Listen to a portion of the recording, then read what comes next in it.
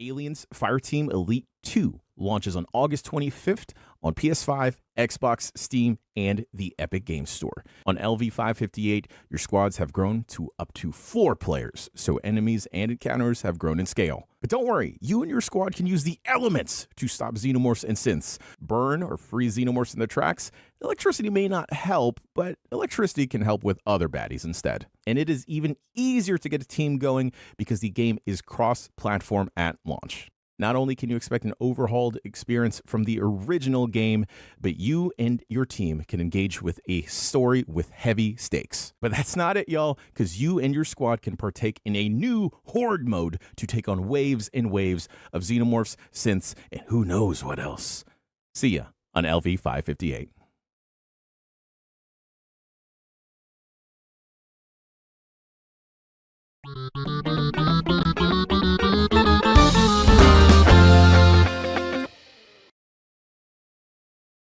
Hey everybody, welcome to Game Mess Mornings with me, Jeff Grubb, your host from giantbomb.com, which this week we are brought to you by Video Game Town, which is an independent new video game website you should all go check out. There's more information about that coming during our break, but for now, thank you everybody for tuning in. In this episode, we're going to be talking about big news out of Gamescom and Ubisoft forgetting to include the game when it sells you a game. It's going to be a good one because we have Jan Ochoa on the show. Jan, how are you doing? Grubb, little tie-tie. Yesterday was a very long day, but happy, felt productive and good afterwards. I was like very proud of all the work we do, and then I realized it was only Tuesday. Only Tuesday. No, we got a couple of later days actually this week left to come. We kind of packed it all in during this week, but that's how it goes sometimes. We'll get through it. That's how it be. You're right though. I felt good too. It was a lot of fun to do all that stuff for sure, and I had a good time hanging out with y'all. Absolutely, as always. But yeah, that's shouldn't complain too much, right? We get to sit at home and do it. Yeah, there was a time where it's like you had to go to these things in person, right? And we would have to cover that. And we do have people out there. Shouts out to Dan and Will, making some cool stuff out there for sure. But yeah, it's nice to kind of just sit at home and get all this coverage beamed to our eyeballs from there. But then we were like, oh, that means we could do this and that and this too. And we kind of maybe pile in too much. But yeah, like I said, not really complaining. Get to hang out with you guys and have a good time. Yes. You find any time to play games though? That's been my issue this week. It's like, oh man, I got a couple of minutes here or there. Trying to find pockets of time. Review embargo for Star Wars Zero Company went up earlier today.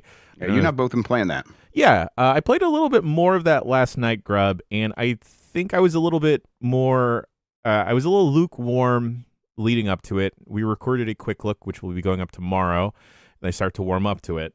And now I think I full on like it.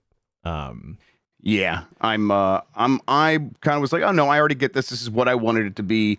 And that means I'm having fun doing the tactical battles. Yeah. That's kind of all I really want. I wanted to do that while Star Wars ass shit was like on my screen. And that's where my bar was set. Mm-hmm. So it cleared that pretty instantaneously. Now, if I like the characters more over time, if I think that their stories become engaging, we'll see.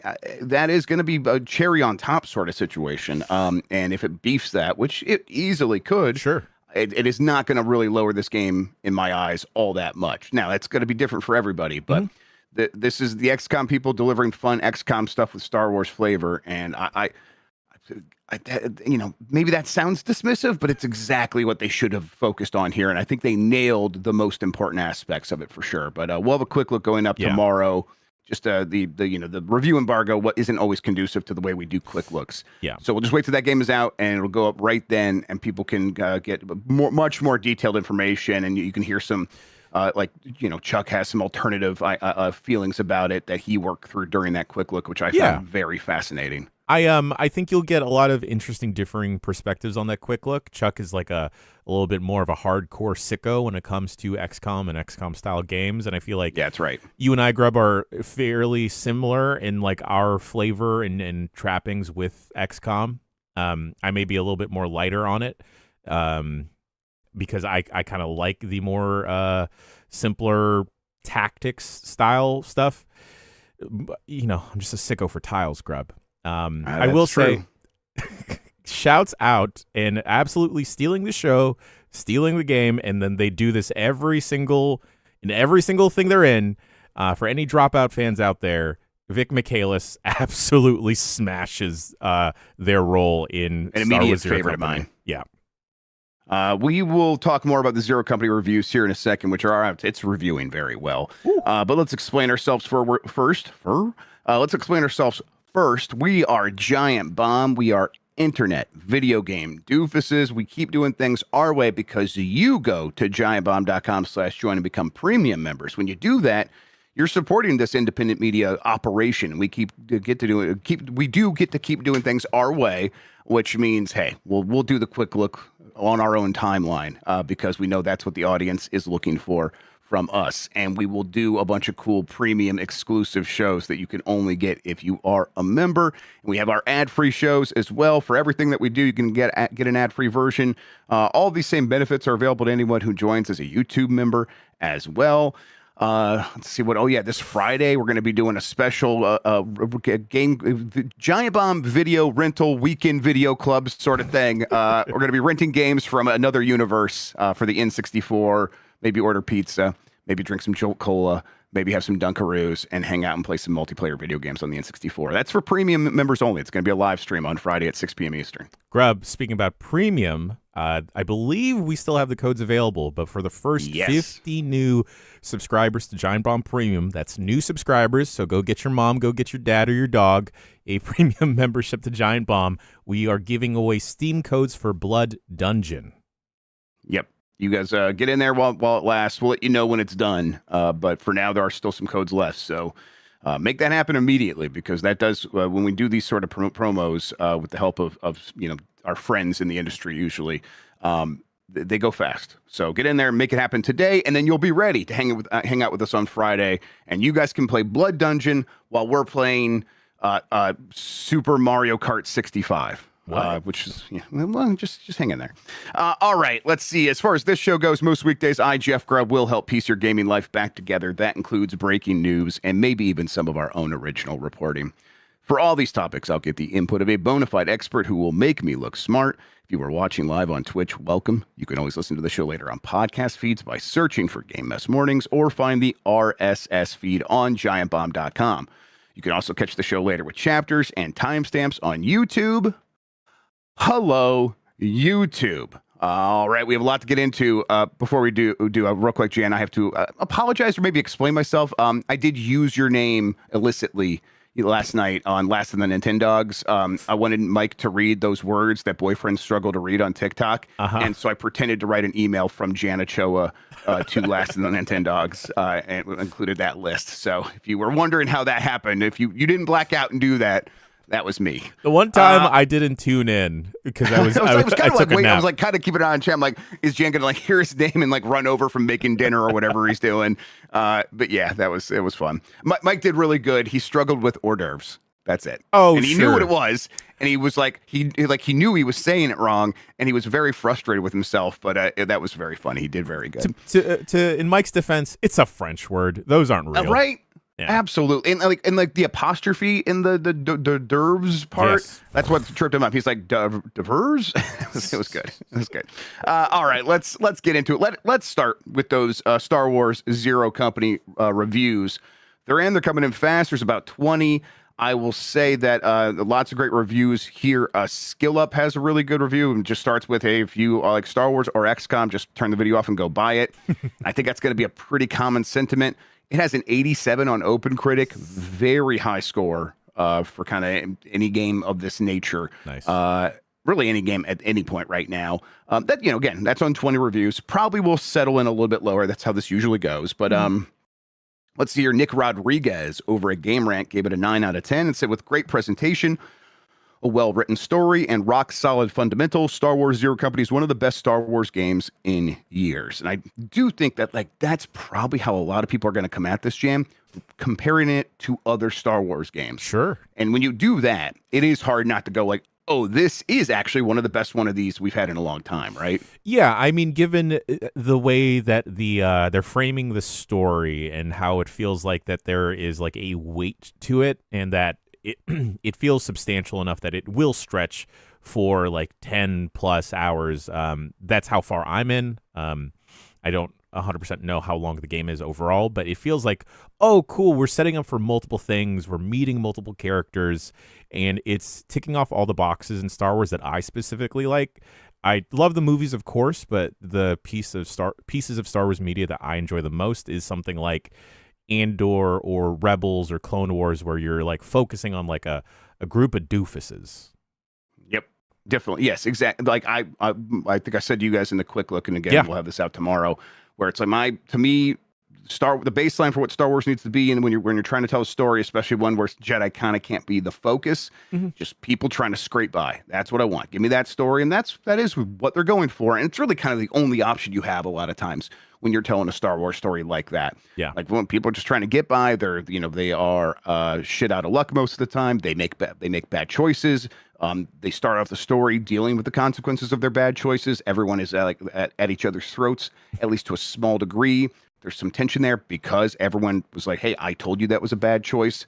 Like that stuff. To me, that is very Star Wars. And they nail that aspect of it. So that is like reeling me in, or at least, again, it's that baseline meeting that threshold for me where it's like, okay, we're good. I'm going to be set up to now go enjoy the tactics, which is really what I'm here for. Yeah, I think my major complaint, though, Grubb, and I kind of echo Chuck's sentiment, where I kind of just want all of the I want all of the toys. Give me the whole sandbox of like, if I'm going to recruit someone, let me tailor them completely to how I want.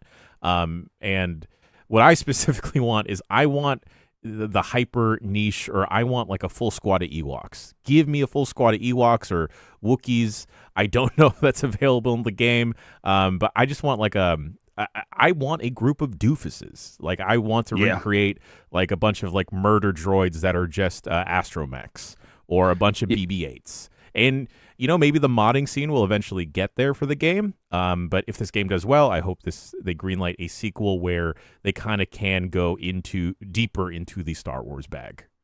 Yeah, I think my main complaint right off the bat is no fast forward button. I did that review or the preview for Fire Emblem recently, and they give you a ton of options to customize the battle sequences in terms of the presentation.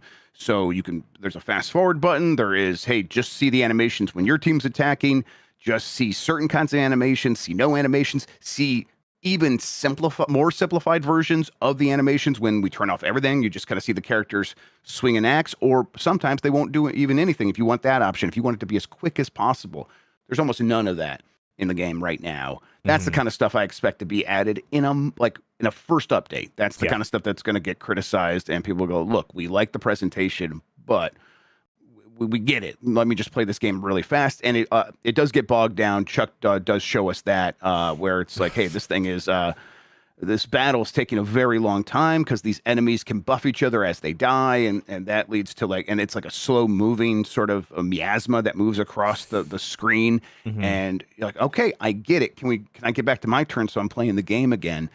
And that's rough. And then as far to sort of just put a little bit more to what Chuck was complaints were coming from that very XCOM focused perspective, he wanted the game to sort of force him to get attached to the generated characters, and he felt like there was no sort of meat there because they are not just forgettable, they're so malleable and you can kind of turn them into anything, that he was like, at a certain point, like, I'm not going to remember this character's specific traits because they don't matter. And I'm like, well, you could.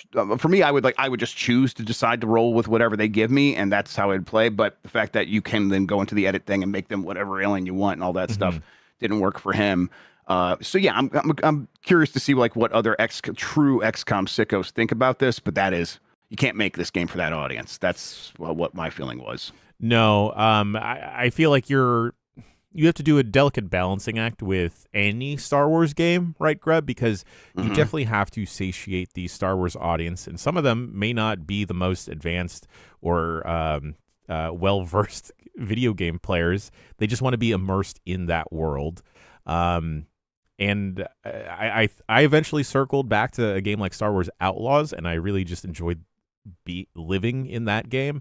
So I think folks that want like a Star Wars experience and a Star Wars story with like recognizable creatures, aliens, and the writing style, you'll definitely get that in Zero Company. Just be warned, if you are not the biggest XCOM player, that this will be very, very systems heavy.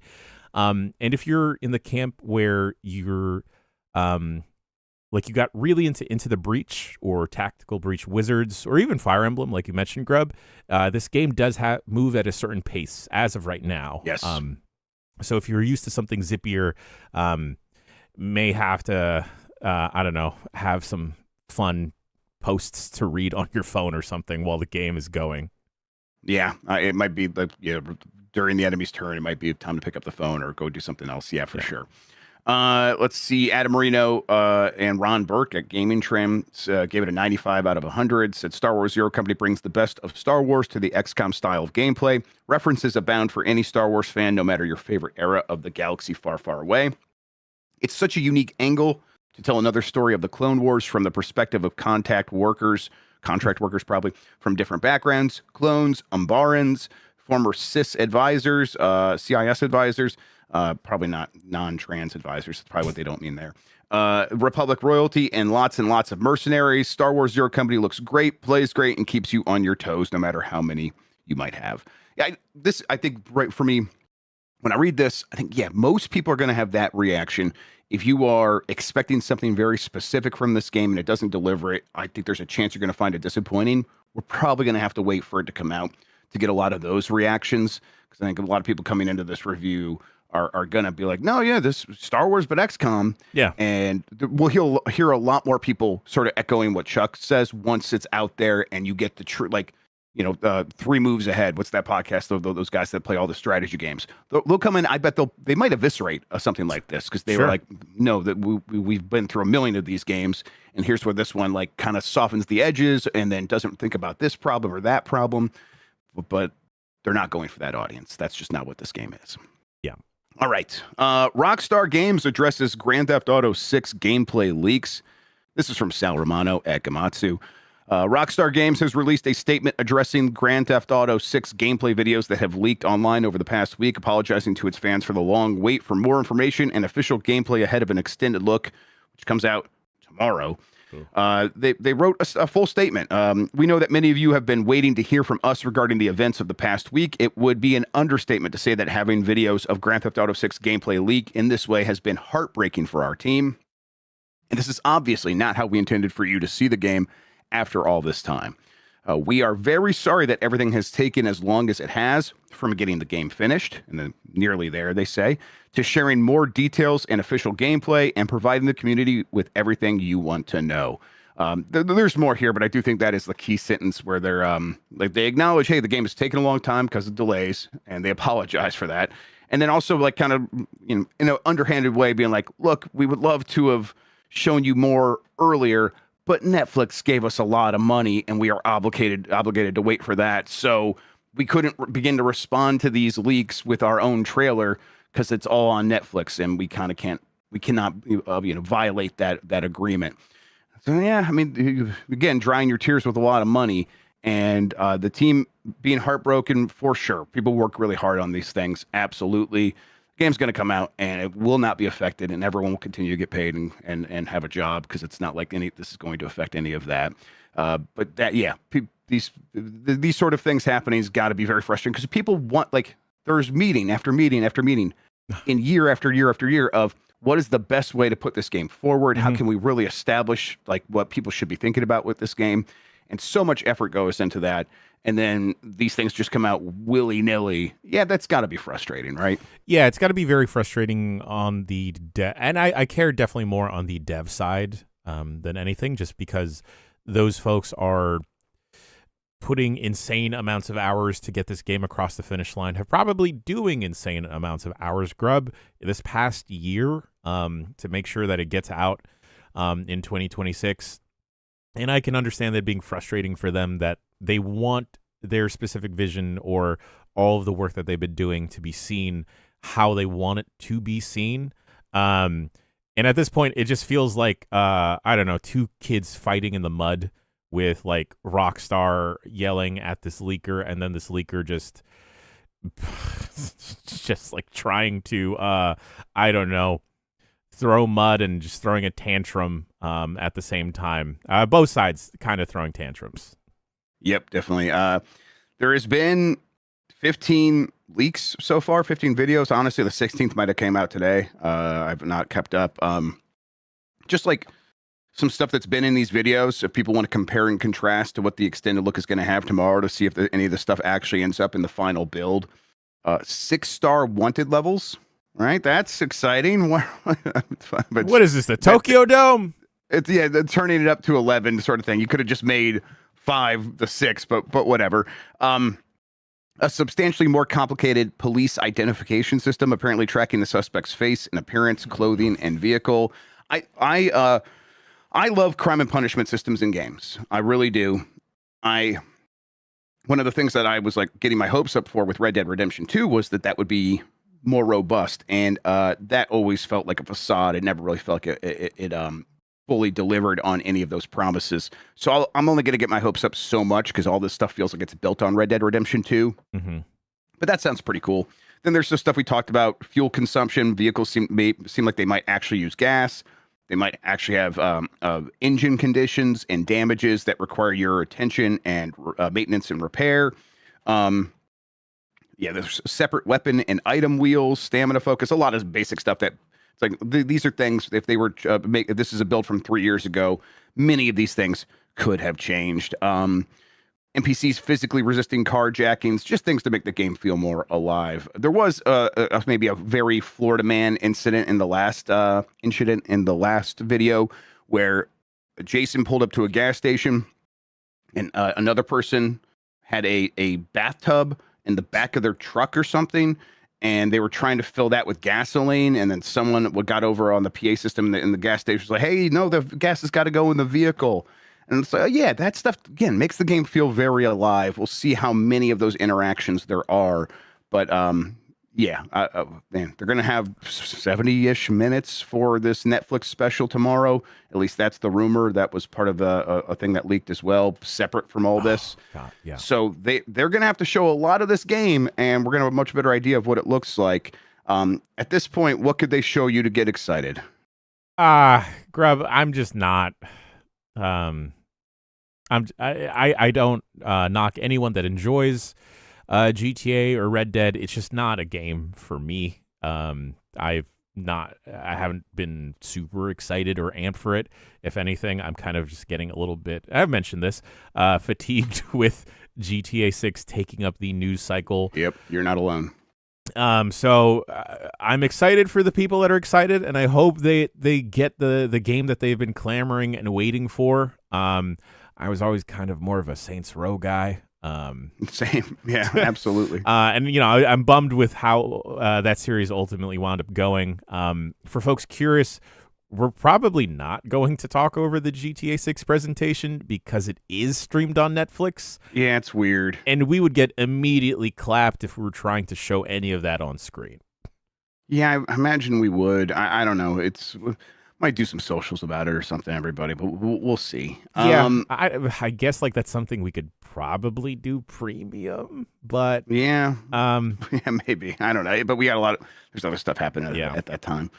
All right, well, we'll figure out exactly what that looks like. At the very least, we'll be able to talk about the results of what happens here, what people are talking about after seeing the extended look on Game Mess Mornings on Friday, because this is airing at, what did I say, 3 p.m.? I think it's 3 p.m. tomorrow, right? Mm-hmm. Yes, and the game's still coming out November 19th. They did reiterate that one more time, so still no delay. All right, let's see here. You know what? Let's take a break. When we come back, we'll get into what is happening over at Gamescom. Plenty of news is coming out of there, including some stuff from Xbox today. If you want to skip out on these ad messages, you can do so. Go to giantbomb.com/join, become a premium member, ad-free versions of the audio and video show there. In the meantime, what's Video Game Town got to say? This episode is brought to you by Video Game Town. Video Game Town is an independent media site where you can find fascinating articles, podcasts, and videos created by the best and brightest in video game journalism. In order to escape the industry is currently in, Video Game Town proudly presents the best in gaming coverage, joined by plenty of familiar faces: Khalif Adams, Jenna Stieber, Merritt K, Ian Walker, and more. Video Game Town is run by two friends, Grant and Jared, who bring their decades of experience covering games, movies, tech, and memes. They deliver the kind of analysis, editorials, podcasts, videos, rankings, and nerdy ephemera that you can't find elsewhere. So check them out at videogame.town and be sure to subscribe to their Video Game Town Hall series wherever you get your podcasts. If you want to support the return of fully independent web media, you can directly support at patreon.com/videogametown for exclusive articles and podcasts. Video Game Town. Video Game Town. Video Game Town. Video Game Town. Video Game Town. Video Game Town. Video Game Town. Video Game Town. Yeah.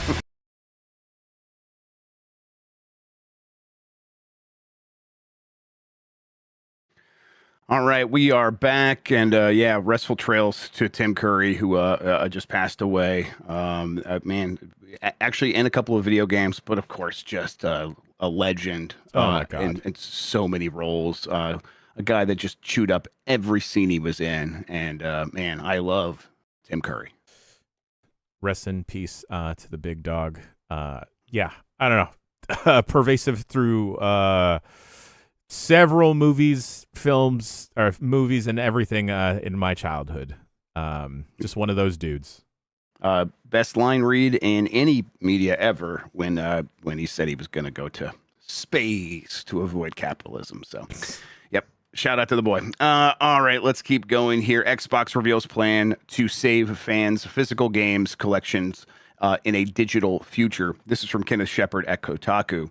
As Sony is doubling down on ending physical discs for PlayStation, Xbox has announced that the rumors were true, and it's allowing players to convert physical games into digital ones by redeeming a digital license for physical copies, starting with Xbox Insider members, which is like one of their tiers of people who volunteer to help test things. News of this comes from Microsoft's Gamescom broadcast, where Xbox's Jason Ronald confirmed that Microsoft is taking steps to future-proof physical games as the digital future approaches. Xbox CEO Ashish Sharma posted about the announcement on Twitter shortly after confirming that the future will start with thousands of games across Xbox history, with more to follow over time. There is a Twitter post here from Ashish Sharma. Your physical game library is more than a collection of discs. It holds years of memories and stories worth preserving. And yeah, the idea here, they have a video, they show it. You put the disc in your Xbox Series X, for example. When you do that, you'll get a little chime, a little toast will pop up, and like, you now have this game digitally as well, so you can carry it with you onto other platforms. I suppose this works like if you have. It is going to be certain games. So I'm trying to think of an example here where maybe if you have one of these ones that works on PC as well, but so far that's just been original Xbox games, and those don't apply here yet. But maybe eventually they'll have one that does work, like, Crimson Skies, where you put that in the system, and now because they have these Xbox games running on PC, you could play them there as well. Of course, you could play them on other Xboxes, things like that. So yeah, I suppose some of these games are going to have the cross-buy functionality, the play anywhere functionality. So if you do have a digital version, if you have a digital code, maybe that should click over and you can get the PC version. Cool. At the very least, this does signify that they will continue to provide some way to activate these discs, right? They will have to, I imagine they would have to have some way to do that on the next system as well, if they are just introducing this in late 2026, right? Right. I do feel this is very reactionary in trying to get into gamers' good graces because of how folks have received the PlayStation news of them ending disc production by 2028. I do hope that this adds pressure to PlayStation. I know that this is primarily not aimed towards game preservation and game ownership.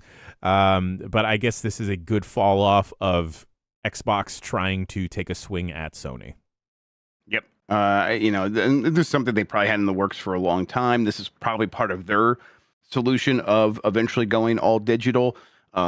But their version of going all digital is not just like discs are going away, figure it out, because that is what PlayStation said. Discs are going away, and we have no solution for you for the people that have massive collections of physical media. There was no answer given, and still has not been one, because it doesn't seem like there's going to be one. They don't care. So this is a little bit different. It is distinct from Sony's approach to this. It does not feel like a full-throated endorsement of we are down with discs forever. And of course it's not. No. We know they're not. We know that discs aren't selling on Xbox in general. We have a story in a little bit where there's a game. I think I put it in here, but there's definitely a game that's coming out soon. Oh yeah, I'll get to it. I didn't put it in the rundown, but I'll have it here in a second. In fact, let's just bring it up now. Persona 6 is going to be coming out on disc on PS5, which tells us one thing: that's going to be out before January 2028, or at least that would have to be the implication there. But also, that's the only place they're going to have a disc, because of course it's not going to have one on PC, and they're not planning to put out a physical version on Xbox because people don't buy discs on Xbox. Yeah. So Microsoft is like in this weird position where it's like they could do this hard counter on Sony and the way that they're approaching this. But they were already working on this solution, moving in this direction, and their consumer base has already been the horse led to the all digital water. They're not going to push the horse back, right? Yeah, a horse can't drink digital water. What the hell? I know, right? It'll get sick. Yeah, we had that story a couple weeks ago of Xbox physical games just sitting there on the shelves because no one is picking them up. So doing the math, I can guesstimate why a game like Persona 6 wouldn't have physical disc release on the Xbox. And people, I think it speaks volumes that there are a lot of people, or at least a very vocal minority, upset about the end of disc production on the PlayStation, that they would still be. I feel like we're seeing with big future releases, them pointing out like, no, we'll have a disc release. Don't worry. Because they understand that people that are buying physical discs, those that still are on the PlayStation platform. Did you see Giovanni Colantonio's post about getting engaged on Blue Sky, where he's like, some personal news. I am now engaged to my dear Equifax is Erin is her name. Congratulations to them. But he follows up, and when we called her mother to tell her the news, she asked me what I thought about PlayStation getting rid of discs. It's just out there. It's a huge thing still. It's out there, yeah. This is leaked into Grubb, like physical media movie bro collector social media as well, where like people are lambasting Sony of like, y'all made the Blu-ray and you're stopping disc production? What the fuck? Right, and their answer to that is, well, we are not really a technology company anymore. We're an entertainment company. And I want my entertainment on physical media. Very very frustrating for people that were like looking for anywhere to go with this stuff, like to continue forward the tradition of how they've bought or purchased, games or film or music forever now. And this golden opportunity for Xbox again to do that hard counter has not been they're not going to fully take it up on that. This is a half-ass measure. At the very least, though, if you do have discs and you do want to get more out of them, the tech here of giving you a digital sort of license for your physical game, that's just cool. That's nice. Yeah. That's actually something worth being like, oh man, that's that would be great if all these other companies could do that. That'd be awesome, man. If Nintendo did that, it'd solve a lot of my headaches I have with letting the kids borrow games between the various systems. For sure. Instead, they made their digital games operate more like physical games, and I have to the kids lost the Switch 2 for a week, and it had one game on there I was trying to get out. Oh, Just Dance, so I could check and see if I had my subscription canceled. And I'm like, it's on the other one, and it won't let me load it up on this Switch 2 unless I go find that one, turn it on, and make them talk to each other. What the fuck? I have a digital copy. Let me just access my game. Nintendo very backwards. I realized, Grubb, for a hot second, I really wanted to get into Blu-rays and physical media when it comes to films. And I bought the Steelbook, or like the re-released version of Speed Racer, the fantastic movie by the Wachowskis. And I realized I don't think I have a Blu-ray player to watch it on. You do. It's the PS5, right? The PS5 plays Blu-rays. I don't have the disc drive. Oh, okay. Shit. All right.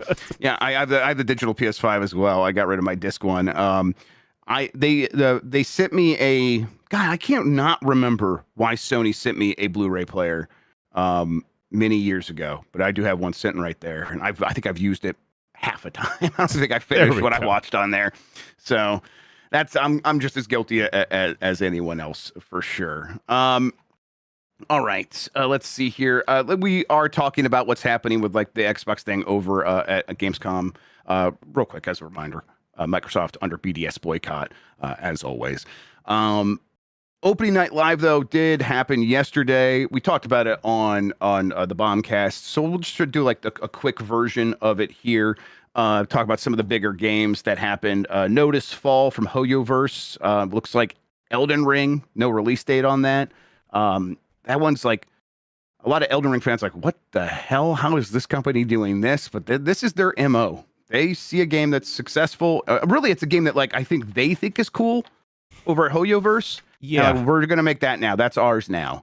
And for as much as that looks sort of shameless sometimes, it's actually they end up making games very much their own thing. Like it goes back to what's the name of the one that looked like Breath of the Wild a lot at first. I just can never remember the name of their games. Oh, geez, I just had in my head. All I remember of it is like when it got announced. It was coming to like PlayStation 4 or whatever. Genshin Impact. Thank you, Genshin Impact. Like the fans of Breath of the Wild were like going into stores and like breaking copies of Genshin Impact or something like that, or breaking PS4s. They were mad about it. But then you play that game, it's like, okay, they were trying to evoke that game, but it's just doing its own thing in so many ways. Yeah. That would be my expectation here as well. But yeah, also probably not going to be my thing if it's a gacha, which of course it's going to be. For what it's worth, a lot of those HoYoverse games, like you can play a good chunk of them and and never actually engage with the gacha elements. Right. That's a good point. Like I played a lot of Genshin Impact, maybe like 10, 15 hours of it, and I don't think I spent anything. I think I wound up spending $5 afterwards because I was like, well, this is good. This is neat. Here you go. Here's the $5 for my like 15 hours of entertainment.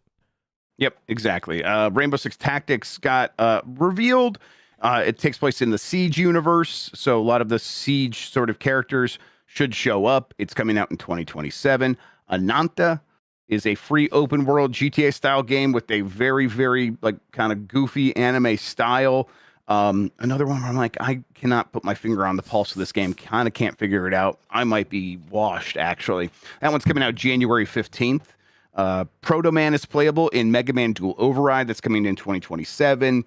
Warlock Dungeons and Dragons. I thought that one looked interesting. Jay, I forget. Where'd you land on that one? Was that one kind of like in the middle of the road for you or what? Middle of the road. I think it just got, for me, it got stuck in like, hey, this is our big showcase. We're going to play this in a very specific way versus how someone would actually play this game. Right. Kind of, that's a little bit passe. I get that reaction for sure. Let's see. Afterworld is a new Mad Max-like strategy game from Paradox. A Showa American story.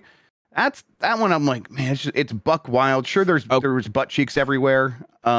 But it just had a lot of style. It's an action RPG. I think that one looks cool. I think from what I was able to glean, and this was just like scrolling through the internet, this is someone's memory of America, like an immigrant's memory of America, and them retelling that. Okay, that rules.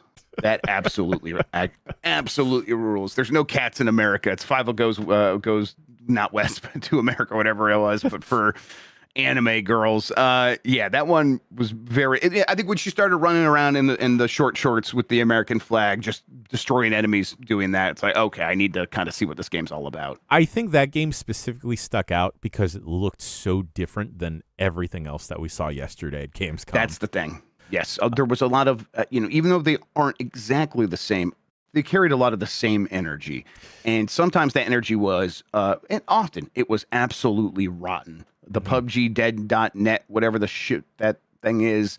It all kind of felt like that, and that felt terrible. Just like the grossest sort of appeal to the mass market in a way where I'm like, oh, is this who you think gamers are? That you think this is what they want? And they might be right, but I found it very off-putting for a lot of that show. And Showa American Story does not feel like it's concerned with any of that. It's doing its own thing, and someone here in chat saying that apparently it's been in development since 2016. Another thing I like, where it obviously must be some passion project that they are just into. Stage Tour is a Guitar Hero-like with 90 different songs coming December 10th. What do you think of the look of that one? I saw some people being like, I think Jesse Fatelli saying it looked like shit. To me, it looks very much like the first Guitar Hero, but I don't know. Yeah, Jesse Vitelli, friend of the site, big Guitar Hero rock band rhythm game freak. Right. So I kind of trust his opinion on that type of stuff. I'd still be interested in checking it out just because I kind of miss that era of games and peripherals, Grubb. Yeah, right. And people in chat are kind of agreeing. John Carson, yeah, right. John, hey, shouts out to John Carson. The stage tour looks bad, no sauce. Yeah, I think I agree with that. But my memory of the first Guitar Hero was just kind of simple 3D characters doing small little movements on a stage. But there are multiple different methods if you have that hankering for Guitar Hero or Rock Band, Grubb. Yes, that's the thing. To go satiate those cravings on your own as well. I mean, the ideal way of consuming a rhythm game is some fan-made version where people put together their own song packs, so you get some low-fidelity FMV video of some weird children's show playing in the background while DDR steps go by on the screen, and are like it's got a bit rate of 1 kilobit per second. Yeah. That's the platonic ideal of a rhythm game. Show me the GBA copy of the Shrek movie stretched out to 1080 while I'm playing BYOB by System of a Down. That's perfect. That's what I need.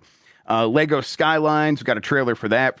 Finally, it looks like City Skylines, but Lego. And I find that to be very appealing. Heroes of Might and Magic 3 Remake is a remake, and it's being remade in full 3D and looked really, really nice. No Law is an immersive world RPG, cyberpunk. It's coming out in 2027. Has a Tom Selleck ass looking motherfucker in there. Yes, very Tom Selleck coded. Even has like a Hawaiian shirt to boot. Yep. Yes, absolutely. And then the last thing I have here, Witcher 3 Wild Hunt Remastered is a free upgrade for existing owners coming out next month, September 29th. There's a lot of improvements. I was trying to track down what a lot of them were. Let's see. Okay, yeah, here we go. Upgraded environment textures, improved NPC textures, improved monster textures, major foliage upgrade, reworked lighting, reworked rendering, improved ray tracing, more realistic light and shadow. The combat's being overhauled with revamped combat animations, new, more brutal finishing moves, and an adaptive combat camera. Skill and progression overall is also happening. Reimagined skill tree character progression has been substantially reworked. CDPR says the intent is more build flexibility and for more individual upgrades to have a greater effect on playstyle. There's transmog, there's immersive meditation, which CDPR hasn't fully detailed yet. Expanded photo mode. Yeah, there's all kinds of stuff that they are working on here. Apparently, there's going to be cross-platform mod support. So that could be interesting. That's definitely something that really has been big on Bethesda's games, where they just recently actually did an update to make sure PlayStation has the full breadth of support for mods for their games, and that's a big deal. And now sounds like maybe that CDPR is going that same route. That would be very, very neat. But yeah, it's more than just like, hey, they're going to have that. So the I can't remember the name of the expansion. I have this I want to say Song of the South, but that's wrong, Jan. That's not what that is. Songs of the Past. Songs of the Past. That's coming out next year, and that is a full expansion. They're doing more with Geralt, and it's going to be quite a bit more. But they are for everyone who already owns the game. They're getting this remastered version for free. It's going to do a lot of work to make it better, and then also they are making the previous expansions free and included in this. So. Man, they really want people to be thinking about Witcher 3 again, and I bet this might work. I've seen the sentiment in our Twitch chat here going like, fine, I'll play it for the X amount time. Yes. Yeah, Witcher 3 and the whole franchise I've always been curious about checking out. Just it just feels so lore dense that I don't know where it feels like there's a good spot to jump in, even with the TV show that came out. But seeing all of this just getting thrown into the standard version now of Witcher 3 does have me curious. Yep, same, exactly. All right, here, Ubisoft charges Steam players $10 for 90s classic Heroes of Might and Magic 3 and forgets to actually give them the game. This is from Ethan Gonch at Kotaku. The good news is that Ubisoft has brought Heroes of Might and Magic 3, a strategy classic from 1999, back to Steam in a content-complete form. The bad news is that diehard fans who rushed to buy it didn't get the game. An HD version of the game put out on Steam in 2015 lacked the expansions and certain features. This is the original version of the game from 1999, reads the new listing on Valve's storefront. The pack includes the original Heroes of Might and Magic 3 and its 2 expansions. So this is like a complete version. But let's see, unfortunately, when players first went to spend $10 on buying the game and clicked download, they only got a 23.49 kilobyte file that gave them an error message when they tried to launch the game. Warning, do not buy this game. This is frankly so ridiculous they did not even include the game files with this release. Read one angry Steam review. People are wondering how this happens. Jen, I gotta guess that maybe the part of this is sometimes they will do placeholder files for like reviews and things like that, where there is a tiny little kilobit thing, and then if you go through a certain process, yes, you can bypass it and find a review build of the game. Yep. They give you instructions on how to do this. And so you're like, sometimes I'll download it and be like, why isn't this working? And I'll look and see. It's like, oh, it's 25 kilobytes. Clearly, I've not downloaded anything. And then I'll go actually read the email and be like, oh, okay, there we go. That's what I was supposed to do. I wonder if it's something along those lines. Although I don't think I've ever heard of it happening. Maybe it probably has, but I don't think I've ever heard of it happening for a retail sold version of the game. Yeah, I can't in my memories find an instance of that happening either. I hope that is the case. Hey, I understand that mess ups happen. We mess up all the time. I specifically mess up quite a bit, and we'll forget to do certain things, or things will be a little late. But we are a very Not me, I'm perfect. I didn't say you, Grubb. But we are, in comparison, a 7-people operation in comparison to a gigantic company like Ubisoft. So, what the heck, guys? Also, I think it's just hilarious that it's Ubisoft that did it. Of course, it was Ubisoft out of all the companies. We should, for the next 500 people who sign up for Premium, we'll give you a 25 kilobyte file instead of Heroes of Might and Magic 3. I'll give you a frame of a GIF. What about that? Yeah. That's silly. I'm sure they're going to rectify that pretty soon. This is a complete version. People did point out, hey, if you want to avoid this, go get it on GOG instead, where it's also only $5. So yeah, I think it's $10 on Steam. So there you go. Go get it on GOG. That's the motto here. You'll be able to get Persona 6. I talked about this a little bit already, but that mentioned what I said about, that means this is going to come before January 2028. I mean, that's just what that means, right? If they're promising a disc version of this game for PS5 at retail, they're saying that. They said it out loud. So this game's coming out before then. That is possible at this point, right? I know this every time I brought it up beforehand, it's like, is that coming soon? And my Persona friends will go, no, Jeff, you're being stupid. It does feel like maybe we're getting past that point with Persona 6 now, right? Yeah, it's becoming more and more real. I mean, if they're aiming for 2028, I feel like that is enough time for us to maybe not learn or see anything about the game this year, but for enough of a... It'd have to be January 2028, though. It'd have to be January 2028, but I could see, I don't know, the media cycle rolling through 2027, hyping up to 2028. Yes. I suppose they could print the discs and release it very quickly after January. Sure. They'd have to have them printed by then. I also don't like thinking about the year 2028. No, definitely not.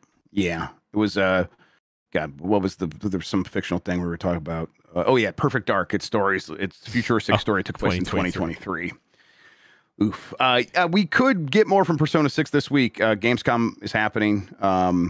Tokyo Game Show is on the way. That's in September. So Someone send us the TGS. yeah, there's still time.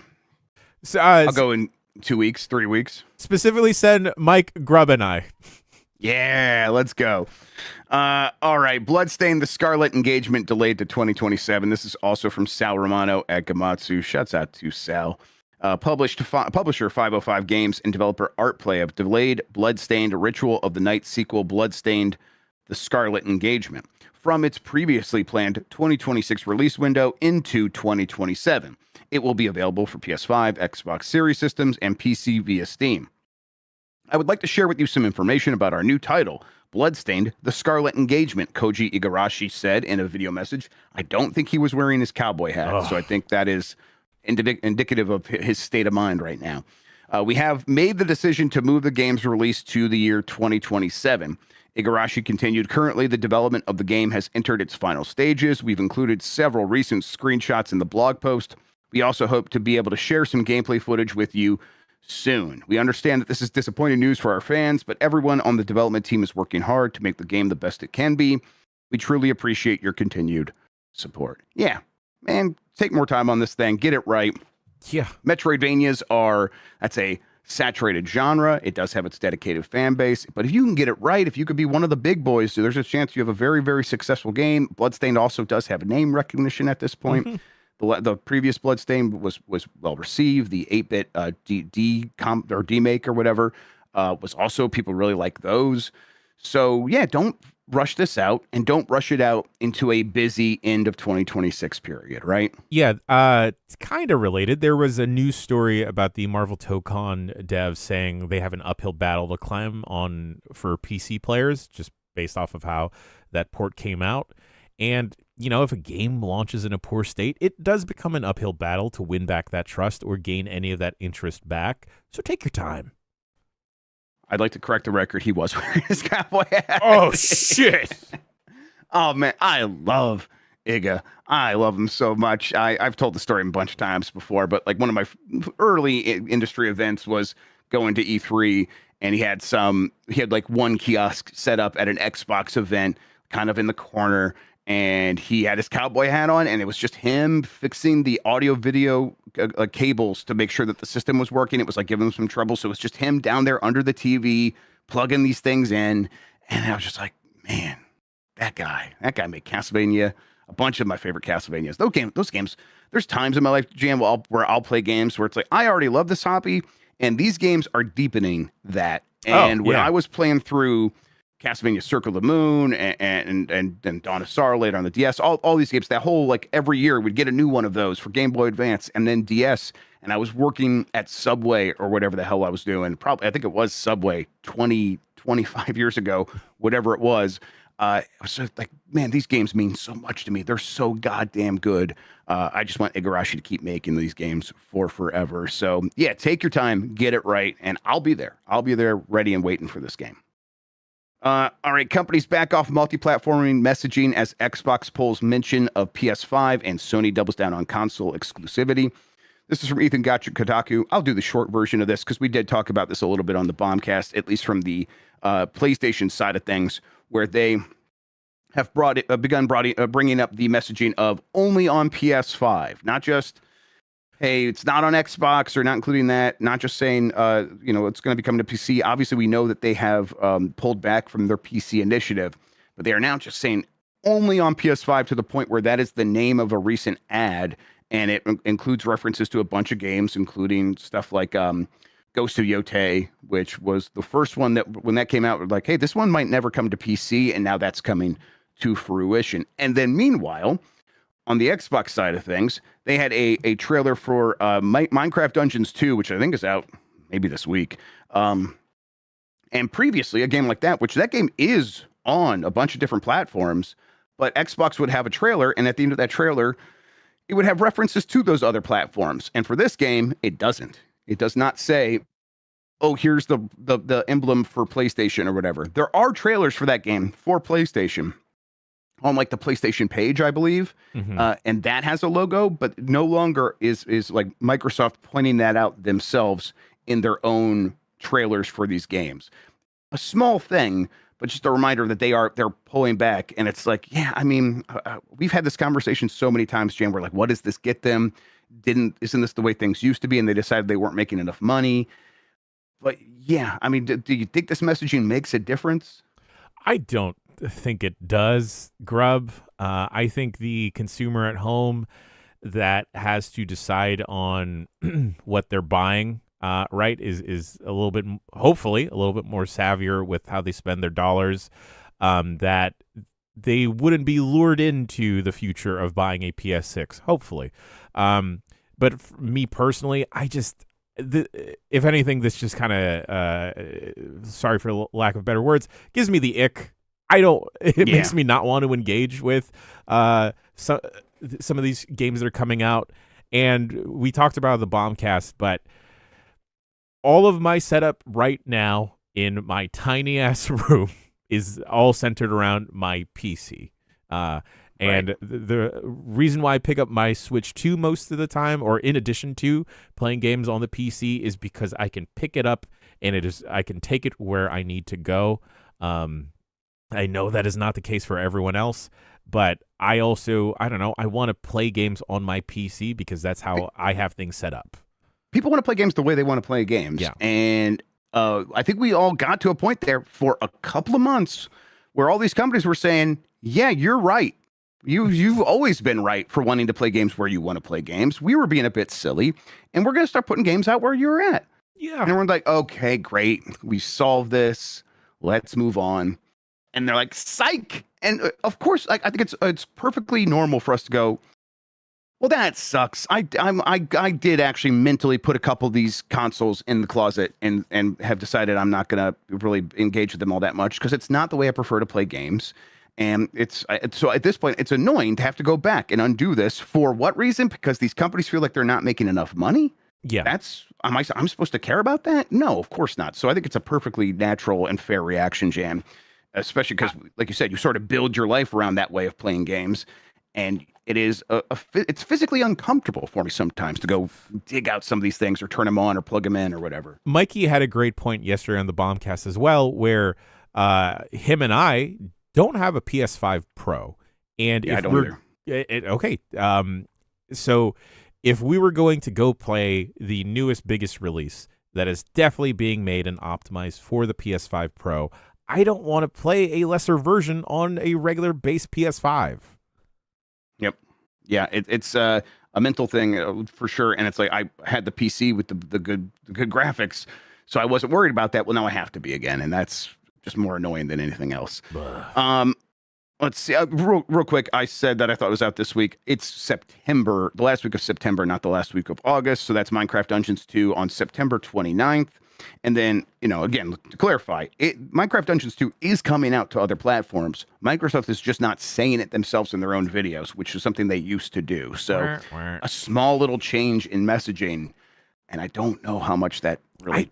Actually, I don't know what it gets them. I don't know what it accomplishes. Because, Grubb, for me personally, and I think we all do this when we watch something like Opening Night Live or an Xbox dedicated showcase, a state of play, afterwards when we see the game come out, we will look like, oh, cool, this has a Steam page. Or, oh, this is coming out on the Switch.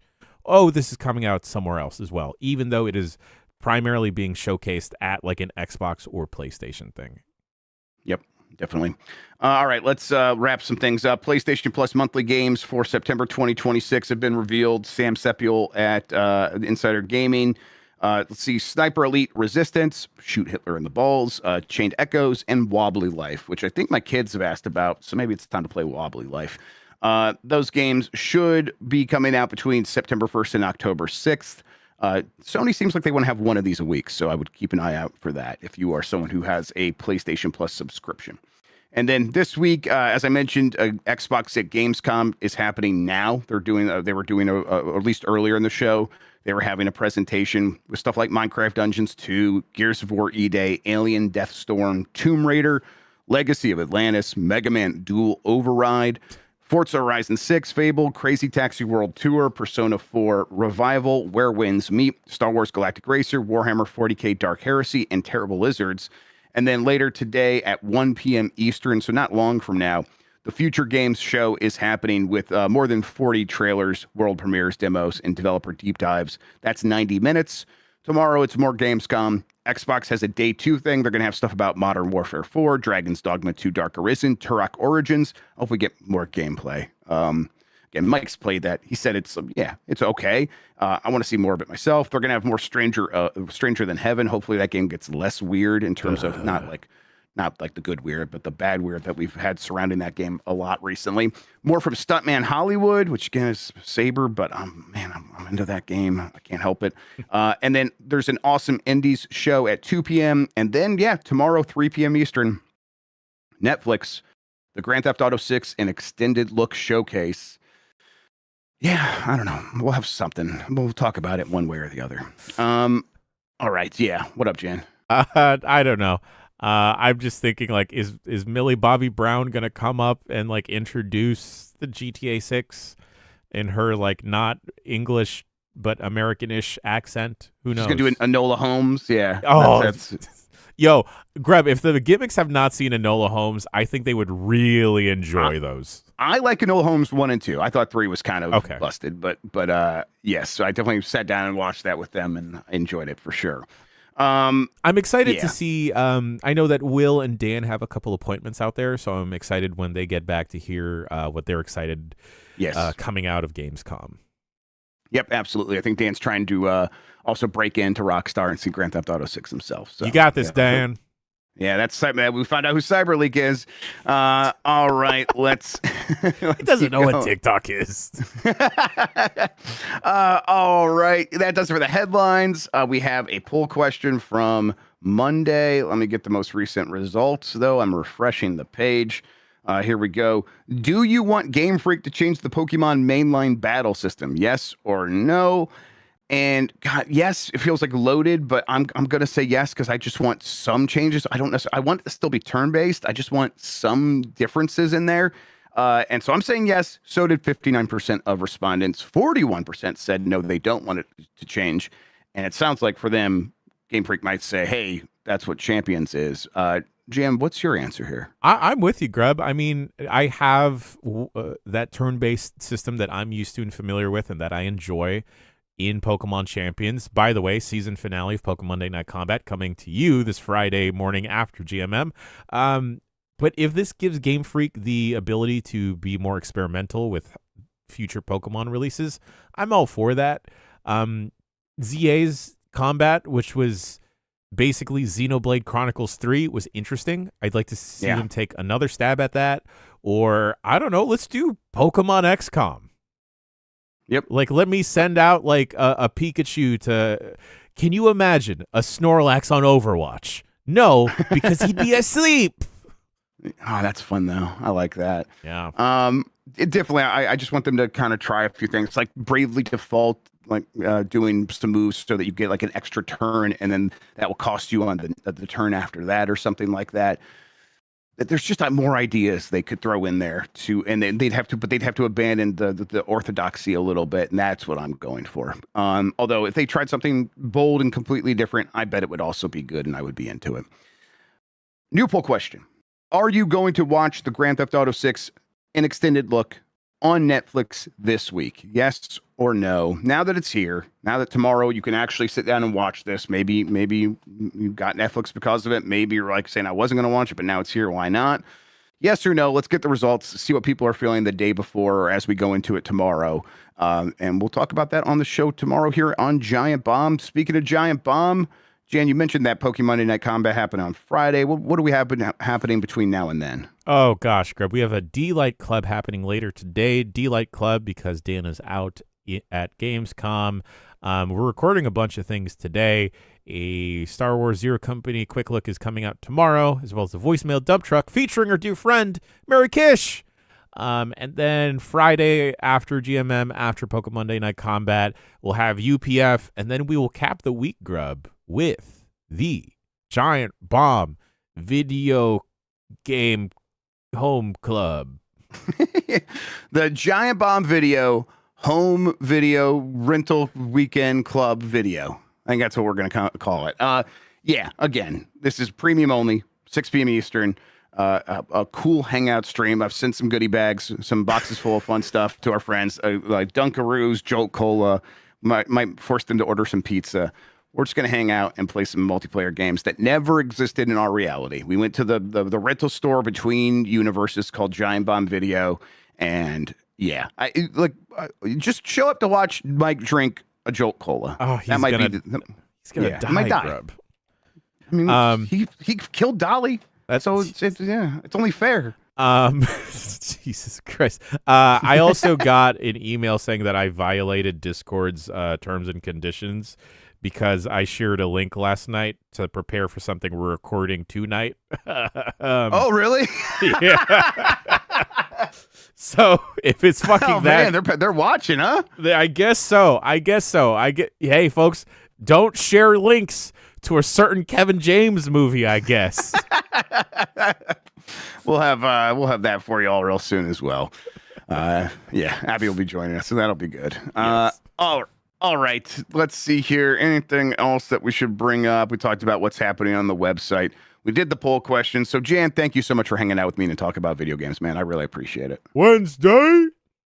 Thank you all for watching and listening. You are the best audience in gaming. Until next time, have a good one. Take care of yourself, and goodbye.